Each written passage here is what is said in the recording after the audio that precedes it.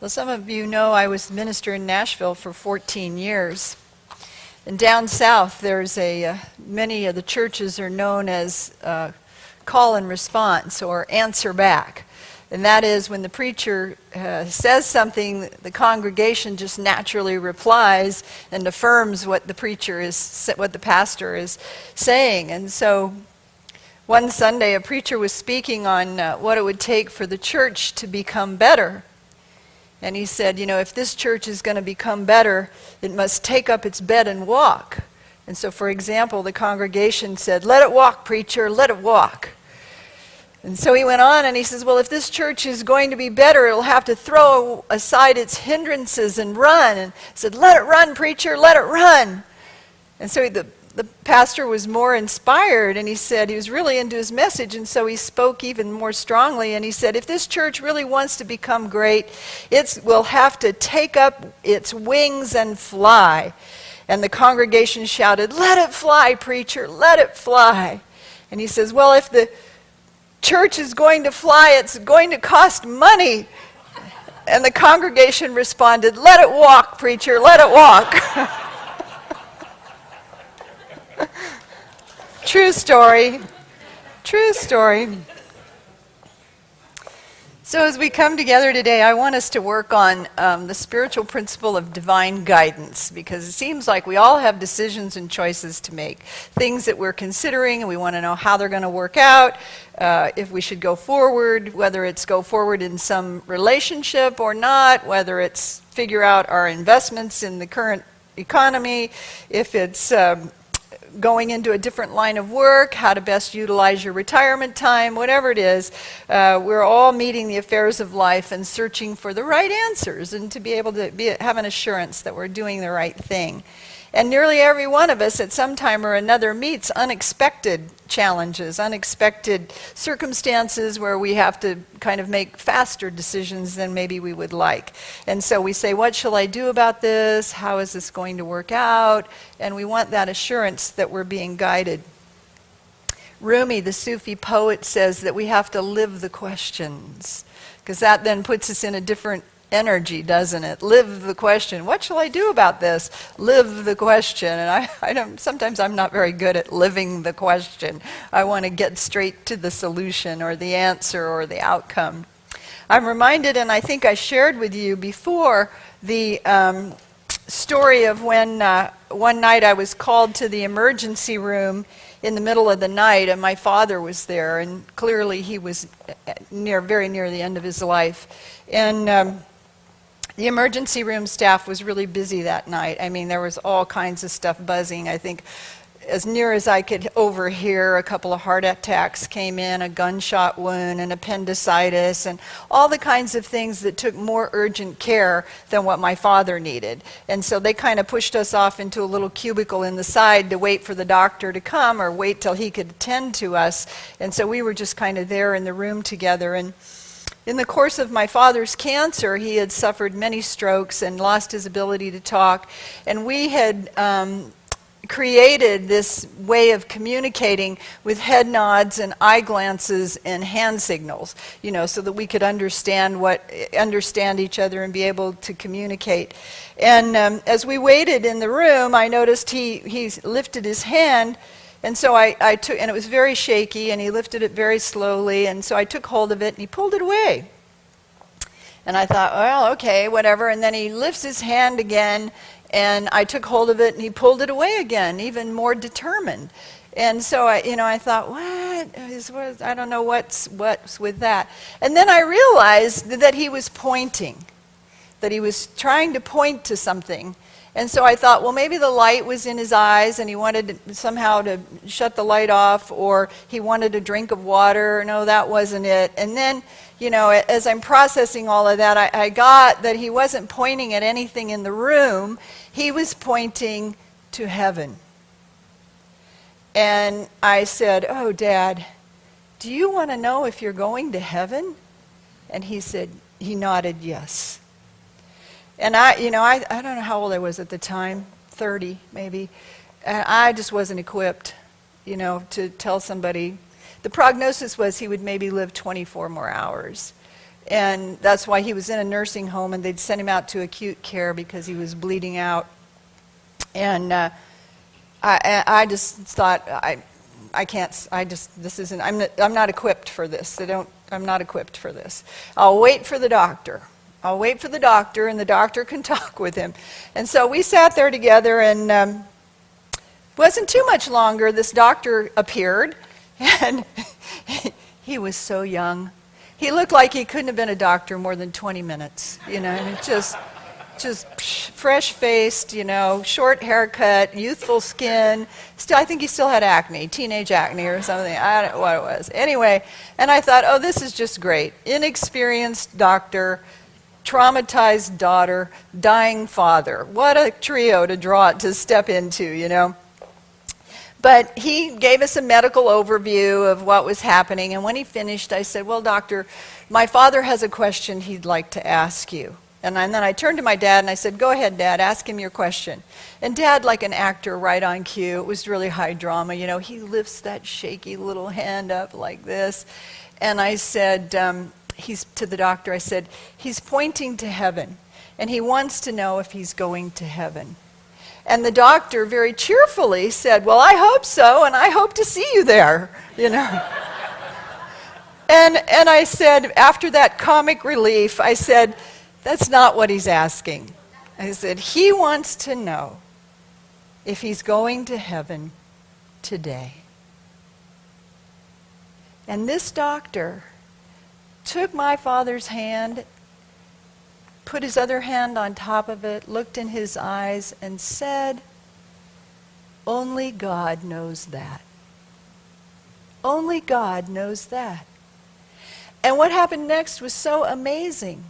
My father laid his head back on his pillow with the most amazing sense of peace and contentment.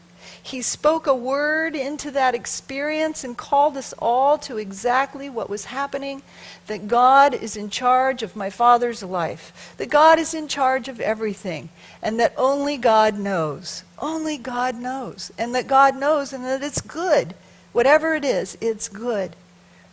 Now, when you have a decision or a choice to make, or you find yourself in a circumstance where you need a decision, this is such a great reminder. Only God knows that. We usually throw our hands up in frustration and say it more like this: God only knows what's happening. God only knows, But it's the same affirmation. Only God knows that, or God only knows. But you surrender yourself into that presence.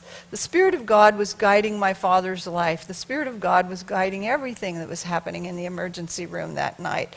And I stood there just dumbfounded, but deeply grateful that he had so perfectly spoken the word that called us all back to the truth of what was happening.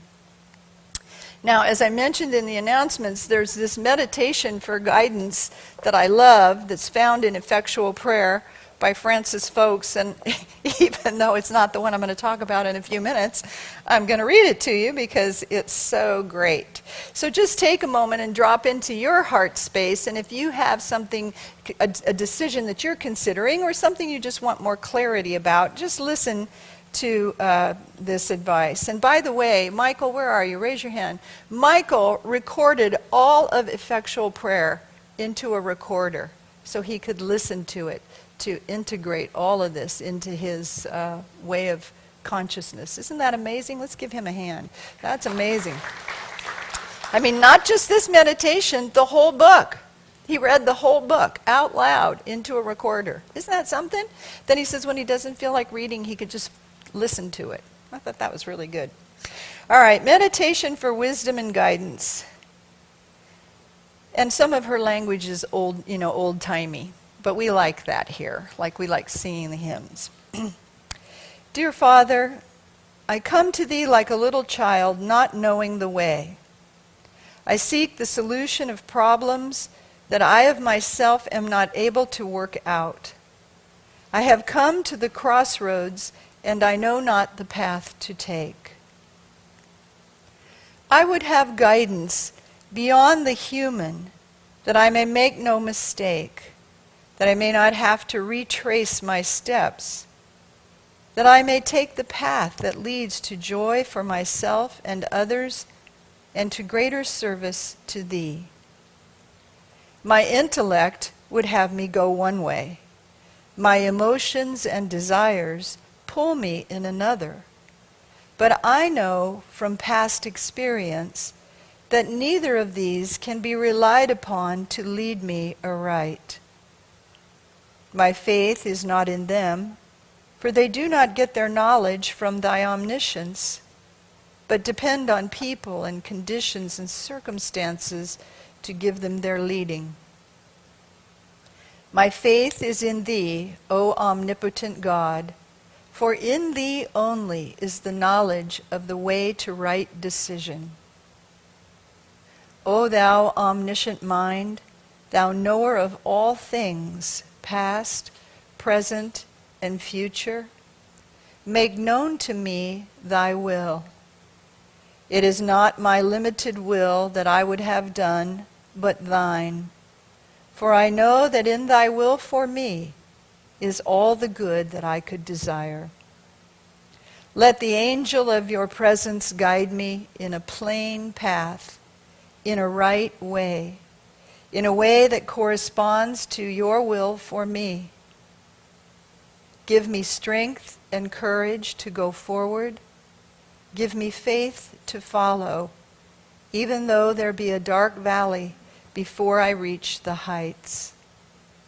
O send out thy light and thy truth, and let them lead me. Let them bring me unto thy holy hill. Meditation for wisdom and guidance. Isn't that beautiful? So I want to unpack that a little bit, parts of it.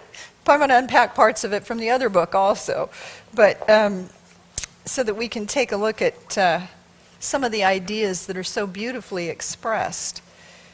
The first one was, the first part of that guidance is that when we have a decision to make, we have to remember that there is one within us, the Christ presence within us, that when we ask and become still and earnestly listen, it tells us the path to take, the right path to take.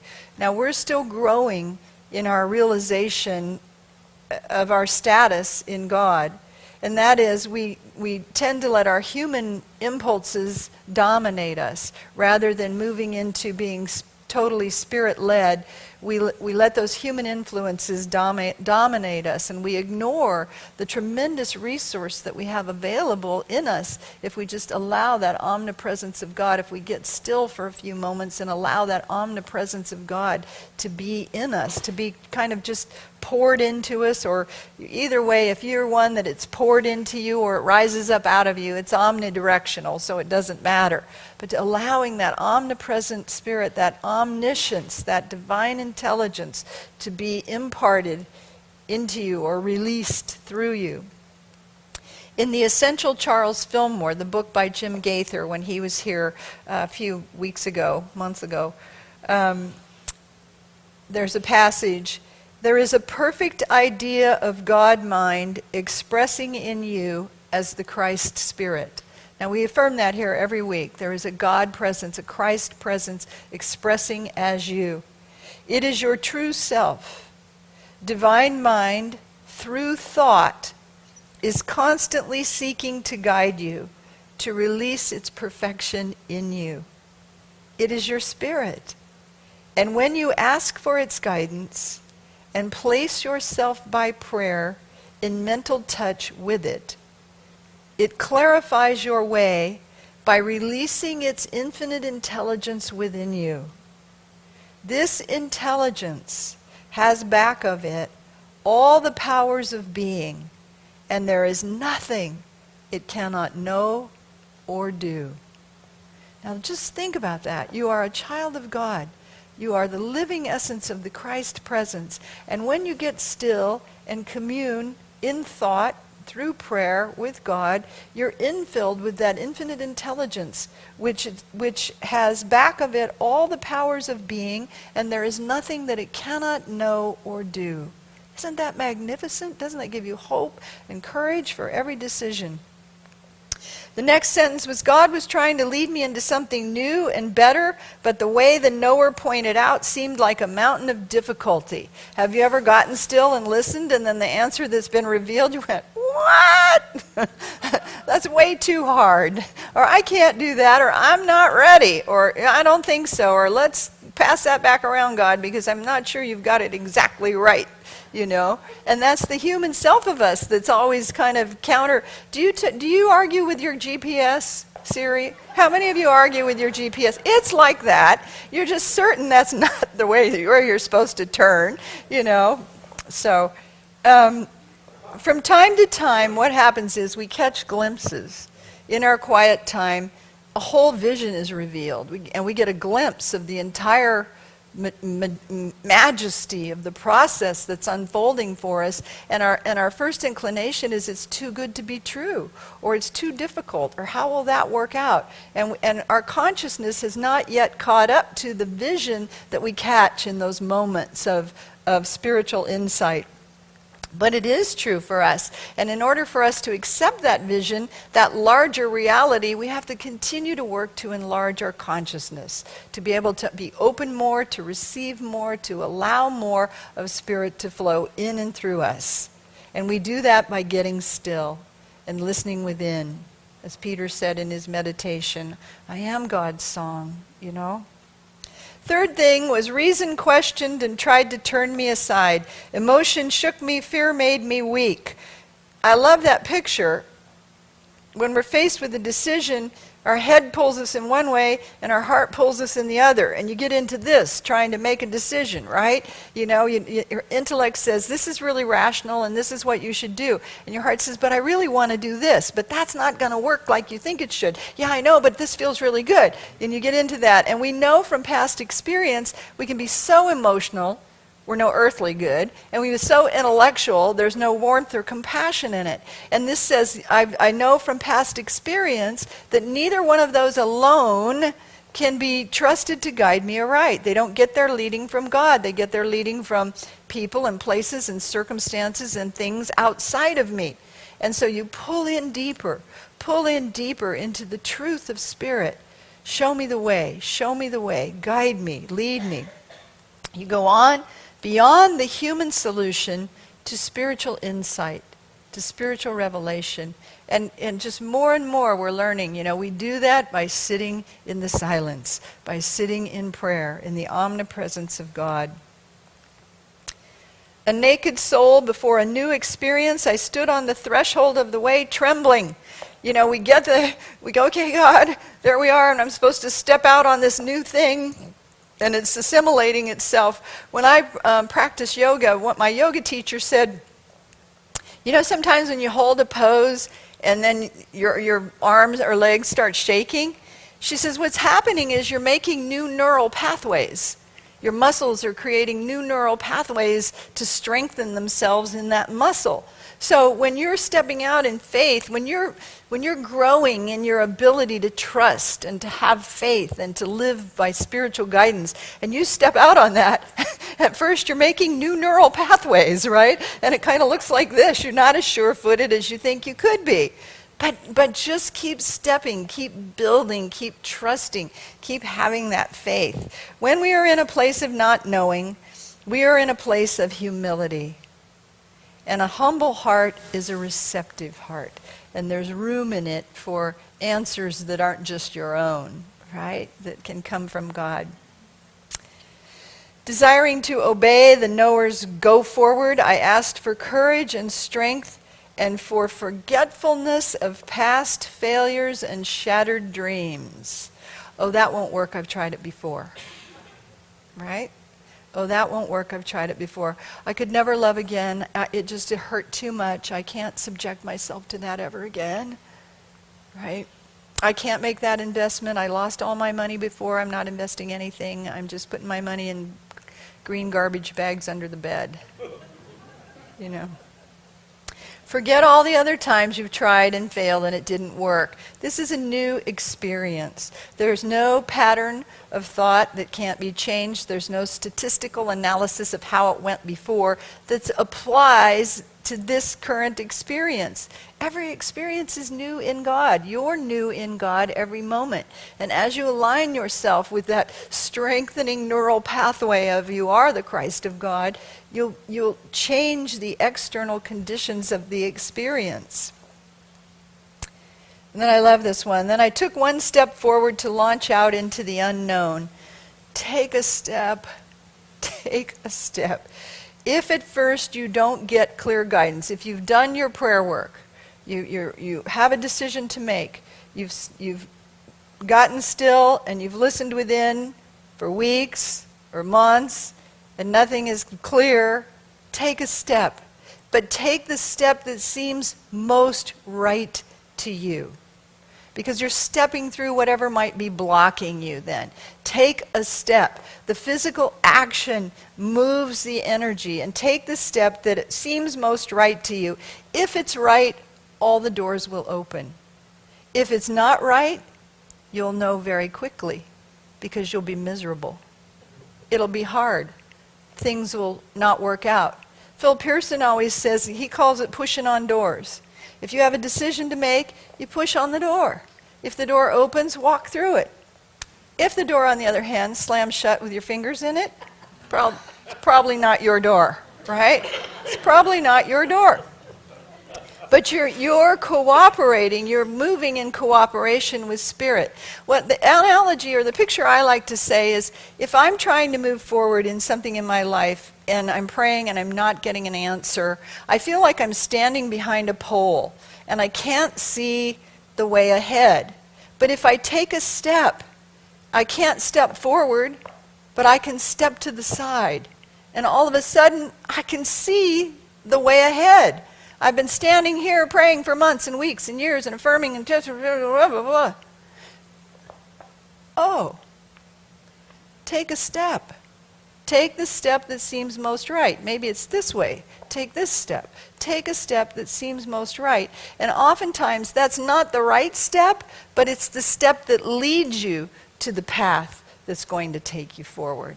The inaction, you don't want to move too soon, but inaction is not the answer either. If you've been praying about something for a really long time, make a decision, take a step. If it doesn't work out, it's not failure, that's feedback. There are no wrong steps. There are only steps that lead to greater clarity for you. And then the piece concludes, as I take the first step forward, I'm flooded with courage and carried beyond the influence of human hesitancy into the perfect assurance of Spirit. There is, when you're working in cooperation with Spirit, you are empowered by that.